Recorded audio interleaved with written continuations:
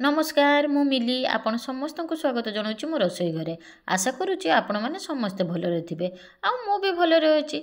एबे तो कार्तिक मास शेष होगा आसला आ पंचुक पड़ी आई पंचुक मु गोटे बहुत बढ़िया रेसिपी नहीं आसी जेटा भात परोटा ता सहित रुटी रे बहुत बढ़िया जीव से आज गोटे बहुत बढ़िया रेसिपी आनी पंचुक स्पेशल निरामिष घांट जोटा आपण मानक बहुत बढ़िया लगे छुआठू बड़ पर्यंत समस्ते बहुत बढ़िया खाइबे। चलतु देखि नबा ताहले एई रेसिपीटा मु केमिति बनेइछि फटाफट किना स्टार्ट करि नै। एई निरामिष तरकारीटा बैगण सीम आलू नाड़ुका बोईतालू टमाटो एतिकी देई मु आज एई रेसिपीटा बनेइ देबी। सब जिनस मु काटिकी नै जाइछि। एबे कढ़ा बसई देइथिली से कढ़ाटाकू गरम करी तेल देइ देली। तेलरे मु बड़ी भी भाजी नेली। एटा गाँ रु बड़ी आनिथिली से बड़ी गुड़ाक मु भल किना तेलरे भाजी नेइछि। एबे सेई तेलरे कोन करी फुटण शुक्ला लंका आ हिंग दे देली। हिंगटा निहाती देबे देखिबे तरकारीर टेस्टटा बहुत बढ़िया आसीबो। हिंग दे दे सब रंग परिबा दे देली ता सहित टमाटो भी दे देइछि। से टमाटो सब परिबा सब गुड़ाक तेलरे भल किना भाजी नउछि। गैस को हाई फ्लेम रे रखी परिबा गुड़ा को भल किना भाजिबा। तापर स्वाद अनुसार लुण हल्दी लंका गुंड देदेबा दे भल किना आउ थरे भाजिबा 5 रु 10 मिनिट पर्यंत मीडियम फ्लेम रे आउ थरे भाजिबा। देखिबे तरकारी रे पानी भी मरी जाइछि ता सहित तरकारी सेंट भी बहुत बढ़िया आसुछि। एबे मु कोन कली कला बुट किछि भिजेकी रखिदेली से कला बुट गुड़ा भी देदेली। एबे परिबा कला बुट को भल किना मसला सहित मिक्स करली।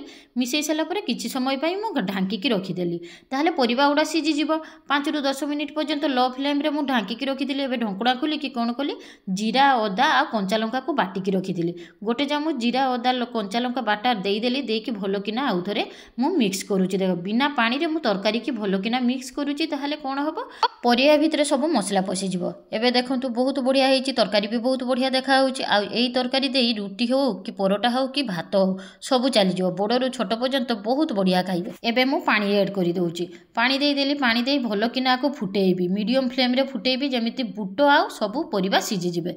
ताहाले देखिबे तरकारीटा बहुत बढ़िया देखा जिवो। 5 रु 10 मिनिट पर्यंत मु ढांकी की रखि देथिली। एबे देखंतु तरकारीटा पूरा चेंज हो जाइछि सब परिबा सिझी जाइछि। एबे आ ऊपर कोन देई देबी पालंग शाग गुड़ा घर को अणा होता ताको मु बाछिकी भल किना धोईकी रखी देइछि। आ ये पालंग शाग को ता सहित ऐड करि नउछि सब रंग परिबा ता सहित पालंग शाग।